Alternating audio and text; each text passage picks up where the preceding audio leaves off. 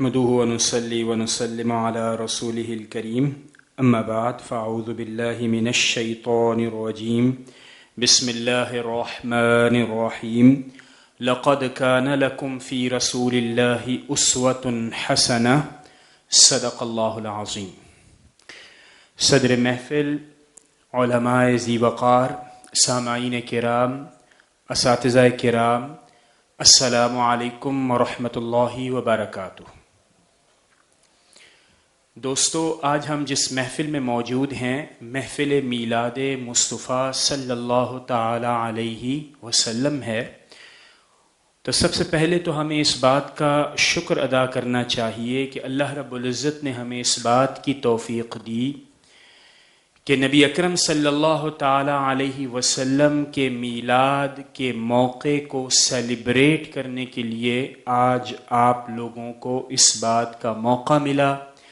اللہ رب العزت نے ایمان اور صحت دی اور توفیق دی کہ آج آپ اس محفل میں شریک ہوں۔ میں اپنی گفتگو کا آغاز یہاں سے کروں گا کہ اللہ رب العزت نے حکم دیا کہ ادعو الی سبیل ربک بالحکمہ والموعظۃ الحسنہ۔ تو چونکہ ہمارا یہ ادارہ جامعہ علیمیہ اسلامیہ ایک دعوتی اور ایک مشنری ادارہ ہے، تو کس طرح دعوت کا پیغام پہنچایا جاتا ہے، تو حضور اکرم صلی اللہ تعالی علیہ وسلم کی بارگاہ میں حاضر ہو کر یہ جاننے کی کوشش کرتے ہیں کہ حضور نے جب دعوت کا پیغام پہنچایا تو یقیناً ناگفتہ بھی حالات تھے، تو آپ کا پیغام کس طرح پہنچایا ان لوگوں کو جن کو آپ نے دعوت پہنچانی تھی۔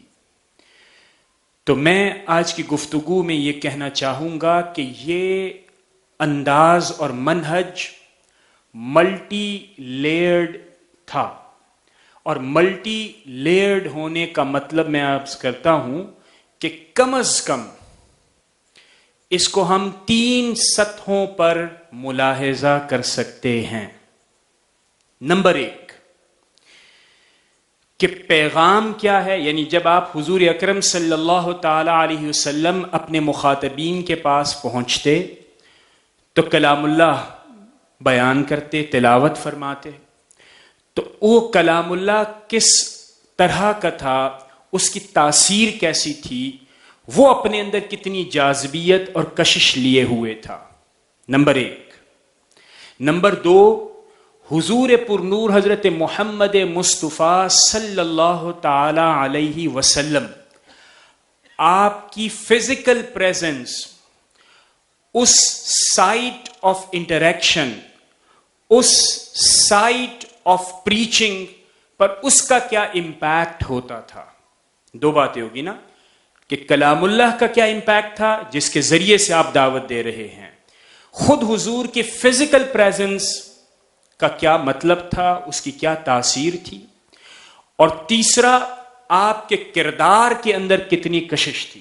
3 سطحوں کے اوپر، اور تینوں کی ایک ایک مثال میں آپ کے سامنے پیش کرتا ہوں، تو ہمیں یہ اندازہ لگانے میں آسانی ہو جائے گی، اور سامعین کے لیے بالخصوص، کہ آپ خیر کا پیغام لے کر جب کسی کے پاس جاتے ہیں تو بھائی بعض اوقات آپ اس بات کی شکایت کرتے ہیں کہ ہمارا پیغام لوگوں نے سنا نہیں ہے، اس پر عمل نہیں کیا ہے، یہ پیغام کیا یقینی طور پر وہاں آگے پہنچا یا نہیں پہنچا۔ تو ہمیں یہ سیکھنے کی ضرورت ہے کہ حضور اکرم صلی اللہ تعالی علیہ وسلم نے جب اپنا پیغام پہنچانا تھا، جو یقیناً آپ نے ادا فرمایا، تو آپ کا کیا طریقہ کار رہا۔ آئیے سب سے پہلے والے حصے کی طرف جاتے ہیں، اور ایک روایت میں نقل کروں گا، اور وہ روایت یہ ہے جبیر ابن مطعم رضی اللہ تعالی عنہ۔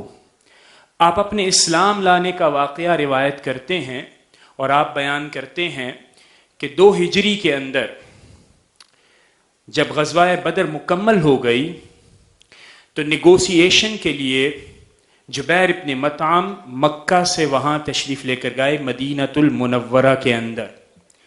جب آپ مدینۃ المنورہ میں پہنچے تو حضور پرنور حضرت محمد مصطفیٰ صلی اللہ تعالی علیہ وسلم نماز مغرب میں تلاوت فرما رہے ہیں. تو ابھی جبیر ابن مطعم نے اسلام قبول نہیں کیا.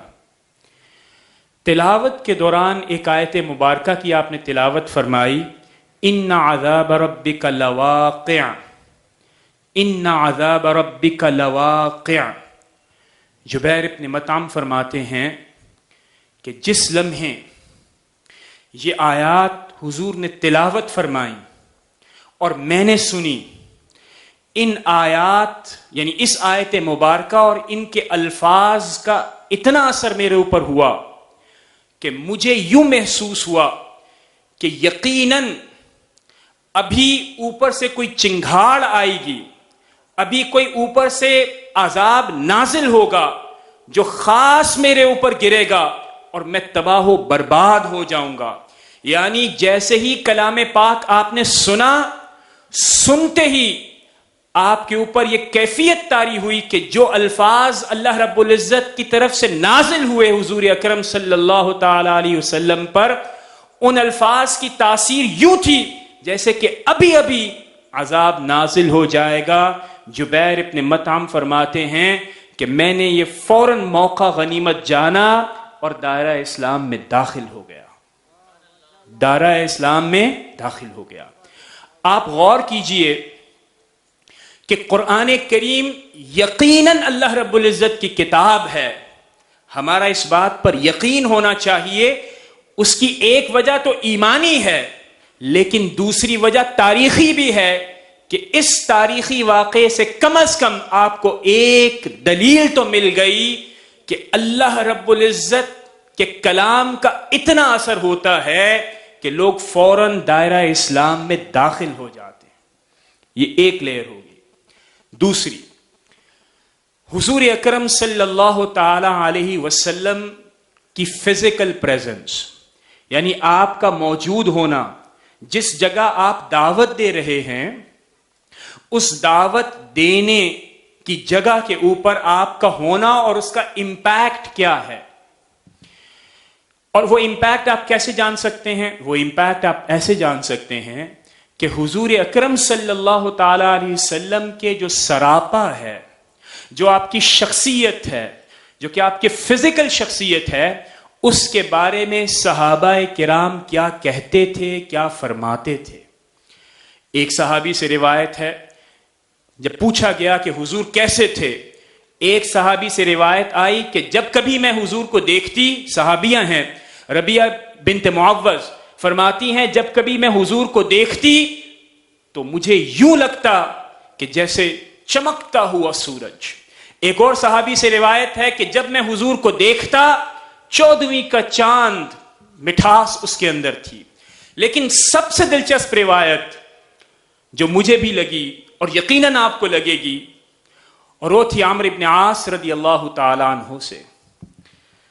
آپ سے جب دریافت کیا گیا تو بڑے ہی پرکیف انداز میں آپ نے فرمایا کہ میں حضور اکرم صلی اللہ تعالیٰ علیہ وسلم کو جب دیکھتا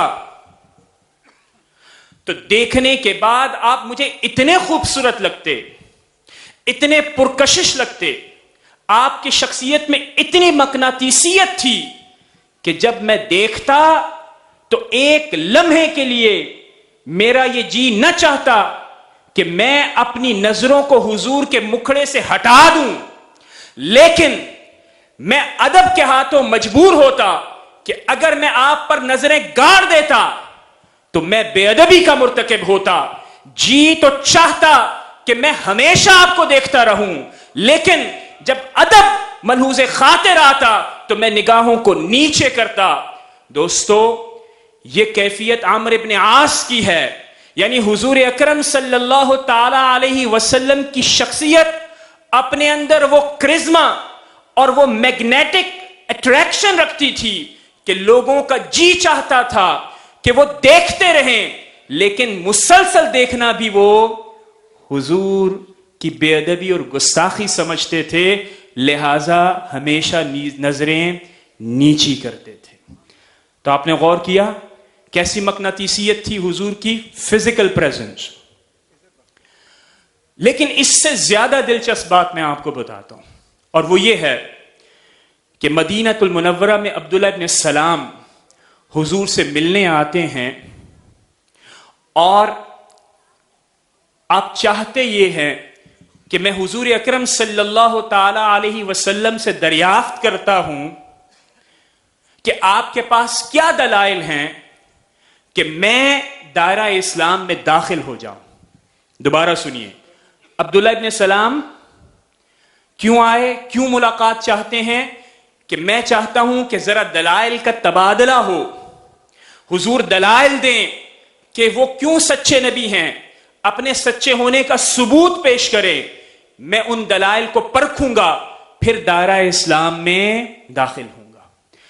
عبداللہ ابن سلام سے جو روایت ہے وہ ہمیں یہ بتاتی ہے کہ اس روایت میں آپ نے بتایا کہ جب میری ملاقات حضور اکرم صلی اللہ تعالی علیہ وسلم سے ہوئی تو ملاقات ہونے ہی مجھے اس بات کا علم ہو گیا کہ حضور اکرم صلی اللہ تعالی علیہ وسلم کے چہرے کو میں نے دیکھا. اس چہرے کو دیکھ کر میں نے اس بات کا اندازہ لگا لیا، مجھے یقین ہو گیا کہ یہ کسی جھوٹے کا چہرہ ہو ہی نہیں سکتا، لہذا میں نے اسلام کو قبول کر لیا. آپ نے غور کیا؟ یعنی کیا کہ چہرہ حضور کا یہ بتاتا ہے کہ دلائل کی ضرورت نہیں، میرا چہرہ مجھے یہ بتاتا ہے کہ جو پیغام میں لے کر آیا ہوں یہ پیغام سچا ہی ہوگا، سچا ہی ہوگا. دونوں مواقع پر آپ دیکھیے حضور اکرم صلی اللہ تعالی علیہ وسلم جو کلام فرما رہے ہیں یقیناً وہ اللہ کا کلام ہے، لیکن اس کا امپیکٹ آپ دیکھیے کہ اس کا اثر جبیر ابن مطعم پر کیا ہے کہ ایسا جیسے عذاب نازل ہو جائے گا. عبداللہ ابن سلام کی اس روایت کو دیکھیے، آپ نے گفتگو نہیں کی، صرف حضور کا چہرہ دیکھا اور دیکھتے ہی یہ پہچان لیا کہ گفتگو کی ضرورت نہیں، میں نے چہرہ دیکھ لیا ہے، یہ چہرہ کسی جھوٹے کا چہرہ نہیں ہے. دائرہ اسلام میں داخل ہو گئے.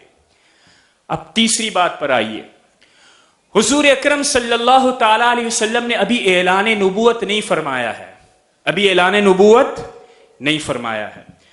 حضرت خدیجہ الکبریٰ رضی اللہ تعالی عنہا کی طرف سے پیش کیے گئے تحفے، یعنی حضرت زید ابن حارثہ رضی اللہ تعالی عنہ، آپ کا واقعہ میں آپ کے سامنے پیش کروں گا جو حضور کے کردار کو بتاتا ہے کہ دعوت میں آپ کا کردار کیا ہے. یہ میٹر زیادہ کرتا ہے. ہم سب جانتے ہیں کہ نکاح کے موقع پر حضرت زید ابن حارثہ کو بطور تحفہ حضور اکرم صلی اللہ تعالی علیہ وسلم کی بارگاہ میں پیش کیا گیا. کچھ عرصہ آپ نے ساتھ گزارا. جب آپ کے گھر والوں کو اس بات کا علم ہوا تو تلاش شروع کی گئی کہ زید کہاں گئے.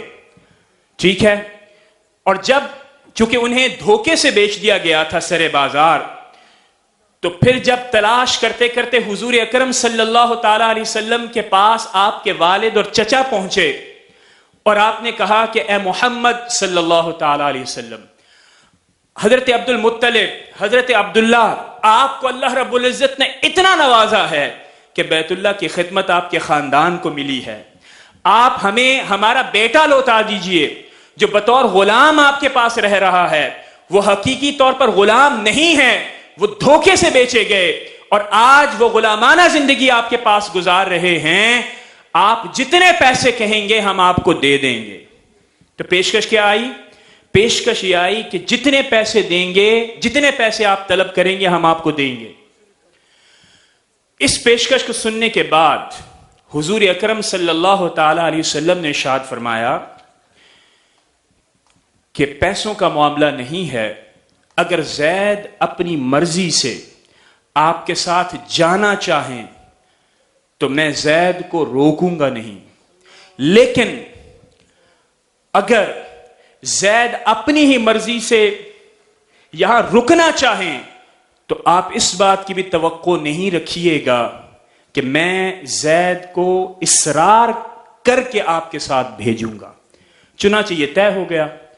انہیں اس بات کا یقین کہ ایک تو پیسے نہیں دینے پڑے اور دوسرا ایسا ہو ہی نہیں سکتا کہ اولاد والد کو دیکھے, چچا کو دیکھے, اپنی آزاد زندگی کو تصور میں لے کر آئے, تو ایسا تو میں مان ہی نہیں سکتا. یہ گمان تھا ان کا کہ میں اپنے بیٹے کو واپس نہ لے جاؤں. تو اس بات کے یقین کے ساتھ زید کو بلایا گیا. حضور نے فرمایا کہ آپ جانتے ہیں ان کو. زید ابن حارثہ چونکہ جب وہاں سے بازار میں بیچے گئے, ہی واز فلی کانشیس, 8 سال 9 سال 10 سال تقریباً ان کی عمر تھی, پہچان گئے. فرمایا یہ میرے والد, دوسرے میرے چچا. حضور نے فرمایا کہ یہ آپ کو لے جانے آئے ہیں, اور میں نے انہیں یہ کہا ہے کہ زید اپنی مرضی سے اپنے والدین کے گھر جانا چاہیں تو چلے جائیں, اور اگر زید اپنی مرضی سے نہ جانا چاہیں تو میں انہیں بھیجوں گا بھی نہیں. صحیح ہے؟ تو جو ان کی مرضی ہے, ان کی مرضی ہے تو چلے جائیں, اور ان کی مرضی ہے کہ وہ میرے ساتھ ٹھہریں تو وہ میرے ساتھ ٹھہریں گے. اب ایک سوال تو میں آپ سے یہ بھی کروں گا, اور آپ غور کیجئے کہ حضور نے یہ کیوں فرمایا کہ اگر وہ میرے پاس رہنا چاہیں تو میں انہیں بھیجنے پر بھی مجبور نہیں کروں گا. یہ بڑا غور طلب پہلو ہے. وہ اس لیے کہ آپ سب جانتے ہیں انسانی فطرت ہے, اگر کسی جانور کے ساتھ آپ 1 مہینہ گزار لیں, ایک جانور کے ساتھ 1 مہینہ گزار لیں, اور آپ دیکھیں کہ اس کا تجربہ کرنا ہے تو قربانی کا ایام میں آپ کیجئے گا.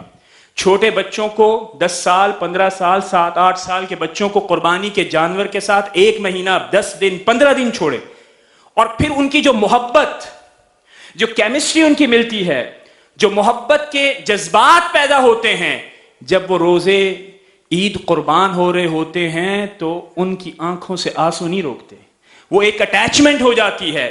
حضور اکرم صلی اللہ تعالی علیہ وسلم کے ساتھ کی حضرت زید ابن حارثہ سے اس قدر محبت تھی کہ آپ نے یہ فرمایا کہ پھر آپ مجھ سے نہیں کہیے گا کہ میں زید کو بھیج دوں, اگر زید اپنی مرضی سے جانا چاہیں تو چلے جائیں. تو آپ کو یہ بات سمجھ میں آ گئی. اب آئیے زید بن حارثہ کیا فیصلہ کرتے ہیں. زید بن حارثہ سے جب یہ کہا گیا تو زید ابن حارثہ نے کہا, آپ نے فرمایا اے اللہ کے, اس وقت ابھی اعلان نبوت نہیں فرمایا, آپ نے فرمایا اے محمد, میں آپ کے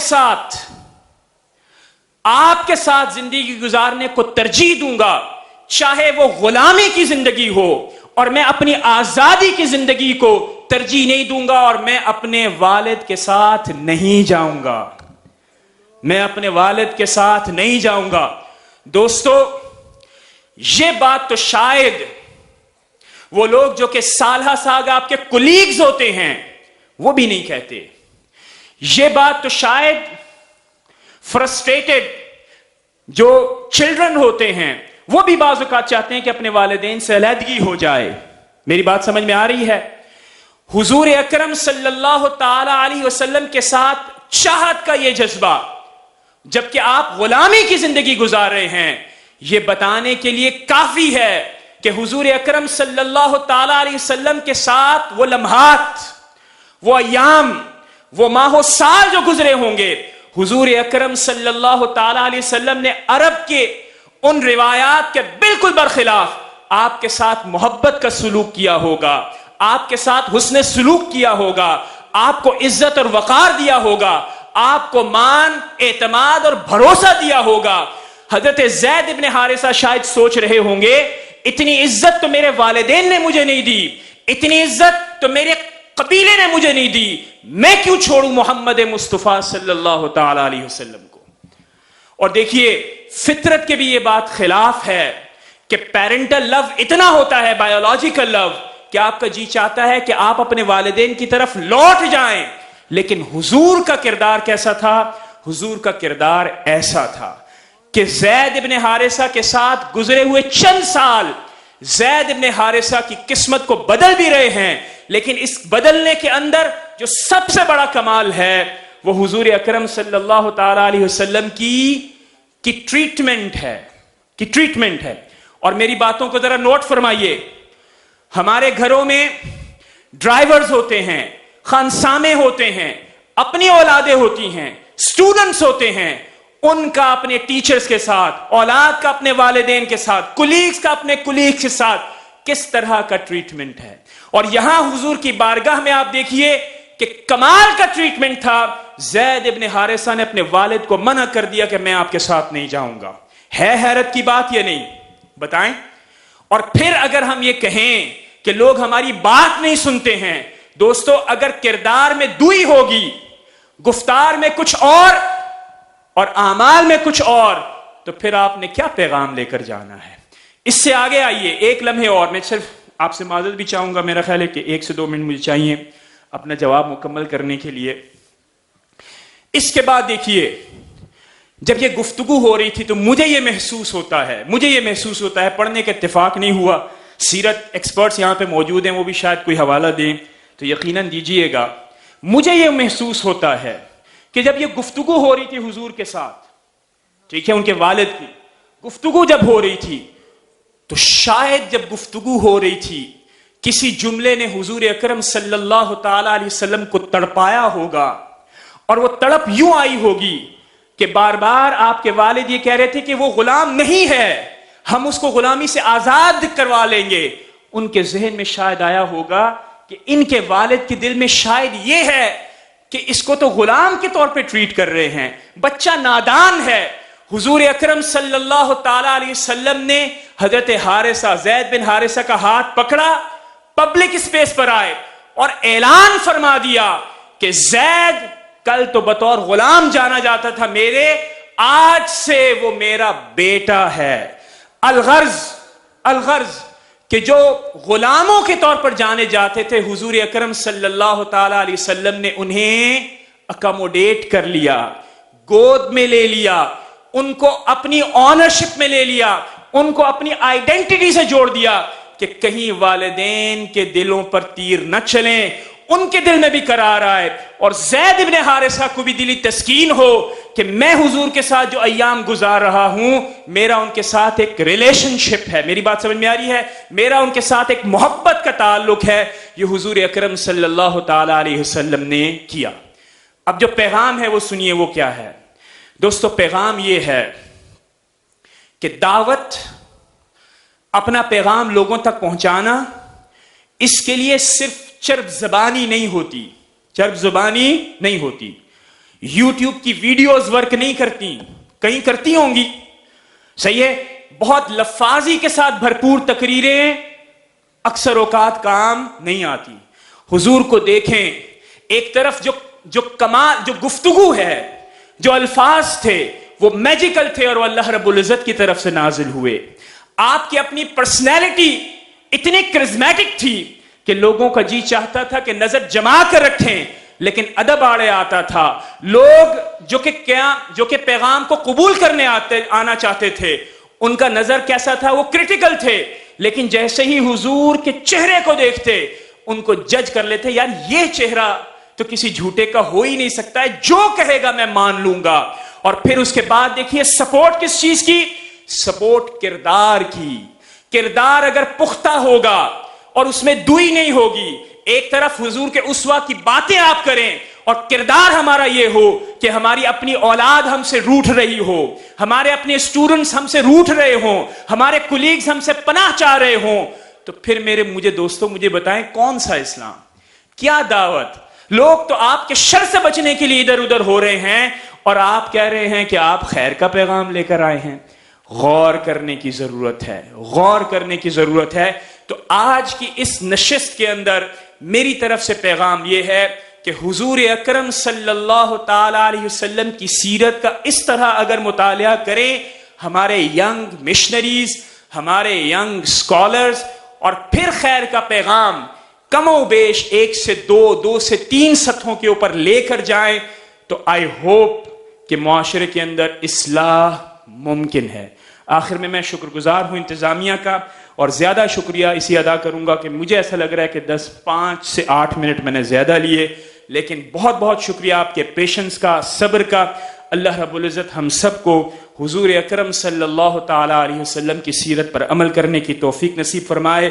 وما علینا الا البلاغ المبین.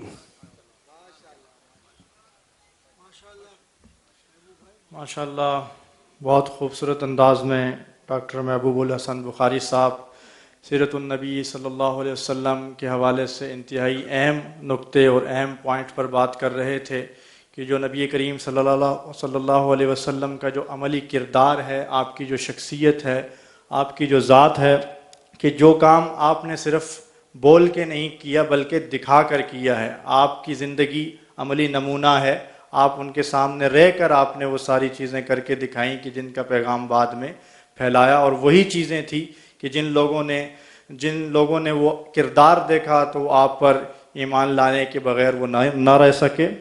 تو نبی کریم صلی اللہ علیہ وسلم کی اس عمل اور اس چیز کو فالو کرنے کی ضرورت ہے امت مسلمہ کو، اور داعیان امت اور کو چاہیے کہ وہ اس صفت کی طرف پیش قدمی کریں۔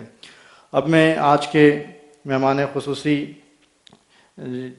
پروفیسر ڈاکٹر احمد قادری صاحب سے گزارش خطاب کی کروں۔ اس سے پہلے میں آج کے ہمارے مہمان خصوصی ڈاکٹر حاجی محمد حنیف طیب صاحب، سرپرست اعلیٰ المصطفیٰ ویلفیئر سوسائٹی، جو کہ ایک بڑی معروف سیاسی اور سماجی شخصیت ہیں، وہ تشریف لائے، ان کو ہم خوش آمدید بھی کہتے ہیں۔ اور اب اظہار خیال کے لیے دعوت دوں گا پروفیسر ڈاکٹر محمد احمد قادری صاحب کو کہ آپ تشریف لائیں اور اظہار خیال فرمائیں۔